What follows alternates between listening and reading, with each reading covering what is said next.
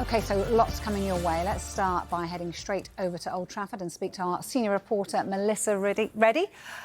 Good to see you, I hope, Melissa. There she is. Hello, Melissa. Right, it has been quite the week. You were last in the studio with us on Sunday, and there was such a turnaround through the week at Old Trafford, of course. So what's the mood at the club now they've appointed Ruben Amorim, do you think? Yeah, it's felt like a year's worth of developments packed into just 1 week for Manchester United. And there's been a celebratory feel to them securing the services of a head coach they believe can become one of the very best in the world. Now, Ruben Amorim is a rebuilder, a transformer. He's shown the capabilities to have an instant impact as he did at both Braga and Sporting. So there's lots of excitement in all quarters around this move. But speaking to players, staff, and the fans here, there's also a lot of delight in the manner in which United concluded this deal with maximum efficiency. Ten Haag was sacked on Monday, and later that very same day, Omar Barada, the CEO of United, was in Lisbon to open discussions with Sporting. By Tuesday, it became apparent that Amorim would be the new man in the dugout. And for United to pay only €1 million over his €10 million release clause to getting him in early during the international break, allowing him to settle into the role, is really good business, you have to say. Yeah, indeed. What about Ruben van Nistelrooy then? Because, of course, he is in interim charge, isn't he, for today's game. Do you expect Old Trafford to be rocking at all? Absolutely. I was here in midweek for that 5-2 victory over Leicester, and the electricity and just sheer happiness inside Old Trafford was something else. It felt like the collective release that everybody associated with Manchester United needed. And the supporters, they really enjoyed having a club legend in the dugout. And Ruben van Nistelrooy, he very much looked and felt the part. Now, his explosion of joy, that raw emotion he showed when Casemiro scored, that went viral. His name was being sung to the tune of Come a Chameleon. There were chants of rude, rude, rude littered throughout the game. And I think because the supporters know he's only got 3 matches left in interim charge and his future is up in the air after that, they'll want to shower Van Nistelrooy with all the affection possible. Now, while there were plenty of positives for United against Leicester, they showed a lot of attacking aggression, resilience. They've got to be a lot more defensively switched on and compact against a Chelsea side that boasts that very, very dangerous duo, Cole Palmer and Nicholas Jackson. Yeah, it's going to be a tough challenge for them indeed today. Thank you ever so much, Melissa. So, Miguel, we want to talk about Amorim because he admitted on Friday that he actually wanted to stay with Sporting, didn't he, until the end of the season, quite admirably, I guess. But United said no, now or never. So what did you make of how they eventually got their man? I think, actually, after a period where it looked like United were racked by indecision, where there were almost too many Chiefs, where it looked like they're having the same issues and they couldn't quite decide on what next, it's pretty impressive assertiveness. And as someone said to me during the week, it's how a big club should be acting. And which is probably a long time coming at United, given how the last few years have gone. But even exactly that, in terms of how they managed, not quite to persuade Amorim, because he clearly wanted the job. It was really the issue of timing. And I wrote during the week that they first approached him 3 weeks ago, and they were tentative about whether they could get him because of precisely that. He wanted to stay for another season. Had he won the title with Sporting this year, it would have been the first time they retained it in 70 years, which is pretty remarkable for one of Portugal's big 3, but also kind of speaks to his impact. But then once, obviously, they decided to press ahead, I mean, really, I think they've known that they had to change Ten Haag for some time, but it was more, the question was over what next. But once they had decided it was Amorim, even the manner that, Barada went there on the Monday, that they went to Lisbon with a sense of purpose and getting the deal over the line, it does finally speak to a new direction. It's interesting because every time there was a big job going, Amorim's name was linked with it. So, I mean, why do you think it's taken until now for actually him to sign on the dotted line for a big club? I do actually think the release clause was an issue. from the Sporting and Amorim side, I think they would say that that's one reason why he's not at Liverpool right now, why that kind of fell down quite relatively soon last season. Now, on the Liverpool side, they would say that actually, although Amorim was given strong consideration, they decided quite early on that Slot better fitted what they wanted, and they went with that, and they point to how they ultimately paid €12 million for a release clause to Feyenoord. But despite that, I mean, the very fact that it really came down to those two until Liverpool went with Slot. Barcelona had a look at him through the summer. Ultimately, they felt Flick better suited what they wanted. And Bayern as well have considered him. And I suppose, depending on how company goes, he would have been someone that Bayern looked at in the future. And I think that, and obviously there's been this undercurrent that when Hugo Viana goes to Manchester City, having worked with him at Sporting, that he would have been a potential option. Yeah. Although I think people within City were quick to point out he was under consideration right now. But I think from what I heard from the Amorim side, they considered the City situation quite fluid, which is one reason why they've pressed ahead with United. But he is, he's someone a lot of big clubs had in mind. Yes, but it shouldn't worry Manchester United fans, the fact that you mentioned, that other big clubs went for other names. I don't think it's quite a case of, put bluntly, it's not a case they passed him because they didn't think he was good enough. Right. It's actually quite the opposite. They considered him because he is now one of those managers who is up there at that sort of level that clubs are looking to, well, maybe he's our future. OK. We spoke about this, didn't we, Darren, last week, in terms of media presence, and we felt that perhaps Erik Ten Haag had struggled with that aspect of it. From what you've seen, does he have a big media Yeah, he's got the charisma to manage a big team. And anyone who's seen him speak, he's multilingual, but he's got that assuredness about him that suggests he can step into a big role. There's a couple of pieces around today. We'll get to the papers in a sec, but one of them is Jonathan Northcroft, who talks about comms. And as I was saying last week, it does play such a big part in the way that a manager is able to get fans on side. Jurgen Klopp, for example, in his first season or so, as soon as he opened his mouth, he had the Anfield fans giddy. If you think about Mikel Arteta in his second season at Anfield, his team were 15th and they were struggling. And yet fans were always on side because they could see what he was trying to do. They could see the clarity of his message. We talked endlessly on this show, haven't we, about All or Nothing, the documentary, but there is a clarity about what Arsenal have tried to do. And even in these testing moments for the club right now, the direction of travel is obvious. His messages at press conferences on a Friday are obvious. And the charisma that he has, the ability to manage that job, to sit in that chair, is obvious. It was never quite that way with Ten Haag. It definitely is with Amorim. Is it true there's a countdown to his press conferences? I think our producer Seb was telling us about that, that people are genuinely intrigued and allured by his presence in a press conference. I mean, you can see it, that account does exist, and you can see it in Lisbon as well.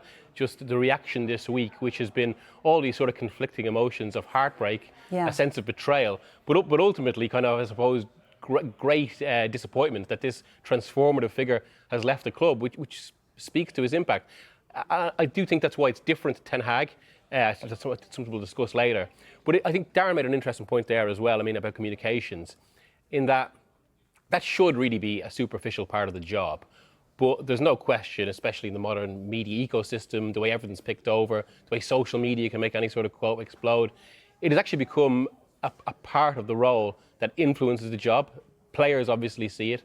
And I think it touches on something Why is that? I mean, this is a journalist show. Just explain why that is for the people. Well, I suppose it creates noise, and that, by extension, creates pressure. And this is, I think this is why the Manchester United job is one of those that's so distinctive.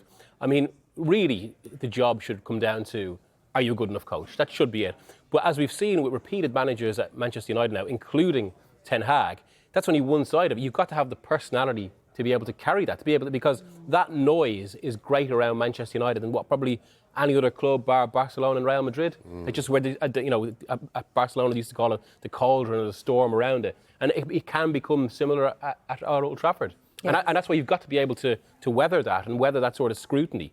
And there were times, Ten Hag, as we've seen over the past few weeks, his relationship with the press was quite good. He could be, he was easy enough to get on with, but undoubtedly in the last year, he became increasingly prickly. It's a really good point, because we talked last week about him being at the Northern Football Writers Awards and having a really good relationship with the journalists there.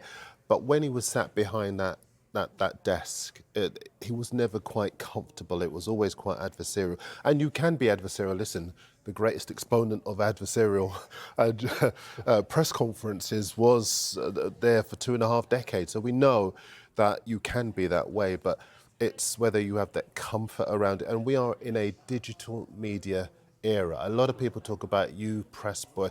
We are all the media. This is the media. Social media is a real-time assessment of what a manager does. Press conferences very often are streamed directly to the fans. You are talking to your supporter base. And that message has to get them on side in the way that it did with Klopp, with Arteta, with Guardiola, and so many of the exceptional communicators in the Premier League. I'm always kind of wary about talking about communicators when you're talking about people who are multilingual and multi-skilled. So that's all sometimes can be a little bit of a dodgy ground. But it is important to understand that the media is not just this. It's all of us. Yeah. And we are in a completely different era to the one that people have been perhaps used to. In terms of these two, in fact, looking at Amorim and Ten Haag, there are actually quite a lot of parallels between what they've already achieved, in terms of their success abroad. But are there key differences, do you think, as well between these two? Yeah, I think so. I mean, again, superficially, yes. And I think people at other clubs, maybe outside United, have been keen to point out, well, you thought all this about Ten Haag.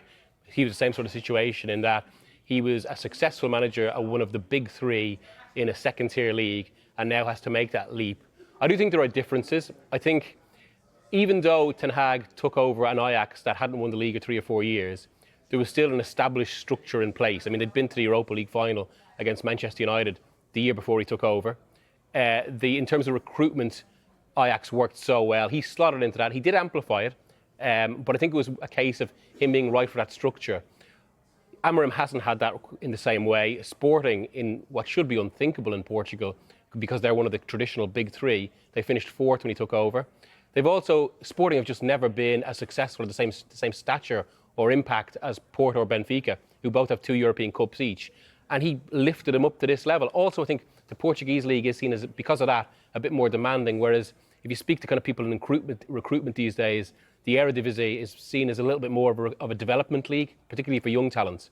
Yeah, it's interesting. That's certainly the one at the bottom, won all 10 league games this season with a goal difference of plus 32. That'll be music to Manchester United fans' ears, won't it? Because, of course, their goal difference, that's something that they've really struggled with. So, a really impressive CV he comes with. Yeah, absolutely. I mean, it's one of those situations where he's taken a club that should be winning most of their games to go to a level way beyond that. And yeah, I mean, from most of modern history, it's been unthinkable that Sporting have been the biggest or the most successful Portuguese side, but he's changed that. He's changed the thinking, and this is from as well a club that 5 years ago was a modern basket case as well. Yeah. All sorts of ructions about the presidency, huge change, it's okay. It's not Manchester United in that sense, but there are comparable issues, and there's huge focus in Portugal. And he dealt with it. Yeah, he's not taking over a club that's fourth in the table or pushing for the title. If you sort of looked at a parallel, you might look at Arne Slot and say that he's taken over a club that was in a really, really good position. So this will be a test for him. What are the papers saying today? Yeah, well, I'm going to give you 2 pieces. Lots of good pieces across the papers today, but these are 2 of the best. Johnny Northcroft in the Times, Sunday Times, talks about the fact that Sir Alex Ferguson needed 6.5 years to turn United into the superpower that they were. But this is a guy who comes in and has, as you've been saying, taken the club out of the doldrums. He's also been nicknamed Amorim the Poet by Cristiano Ronaldo because of his ability to really get players on side. Took his coaching badges in Belfast. All the people who said, well, what does he know about the English game? Took his coaching badges 5 years ago on the same Irish FA fast track course that produced Eddie Howe, Gary O'Neill and Sean Dyche. And also Johnny gives credit to United as you've been saying, the slick way United had an interim and replacement lined up before pushing the button suggested Ineos, which runs the football operation, has finally learned about strategy, process and quietly getting business done. Just a couple of other pieces as well from this, because he says recruitment has to improve. The amazing story of the former Scandinavia scout who'd lined up Erling Haaland in 2018, only for the transfer to fail, only because United agreed to call Haaland's agent at 9 a.m. in Oslo to finalise things, but forgot there was a time difference and didn't ring until 10 a.m. Also, that Declan Rice open to an approach, but went to West Ham because Ten Haag preferred Mason Mount. Lots and lots and lots of nuggets in this, and the ways in which United have to learn from their mistakes in order to do the best for him. And the only other piece today, have I got time for it? Go on. Okay, Sam Wallace in the Telegraph, because he too is good. And he says that the beauty of acquiring Amorim is because he comes from a club where the sport, I'm quoting Sam verbatim here, the full list of Sporting's trades is bullseye after bullseye. They get it right in the transfer market with players that United wouldn't necessarily look at, not least Victor Gyökeres, that everyone suddenly knows the name of, that many people would have batted an eyelid at previously. But he scored another 4 goals on Friday night for that 10th win out of 10. And what Sam says here, if you just go through some of the transfer market successes, Ugarte, 60 million euros, Pedro Porro, 40 million euros. These are the selling prices and the fees that they recouped for them. Nuno Mendes, 38 million, plus 7 million in add-ons. João Palhinha, 25 million. Abdul Fatawu, rising star at Leicester, 17 million euros. And Gyökeres only cost them 20 million pounds sterling in a summer when many Premier League clubs were looking for a new striker. Why didn't they look at him?